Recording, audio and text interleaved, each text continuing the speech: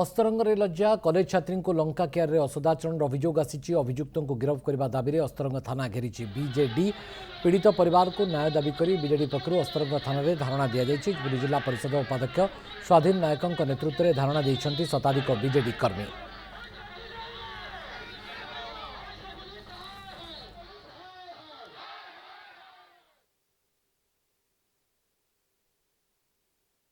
एगार दिन तले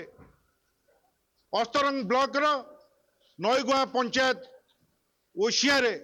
एक हरिजन झील ता घर बाहरी गला बेले ताको भिड़ा अटरा कर लंका मर्च कियारी पकेला एवं पुलिस पाखे आसी तार अभियोग दाखल कला तार डाक्तरी माइना है एवं अस्तरंग पुलिस क्या चापरे को पान किया छेचेला पाटिया चापरे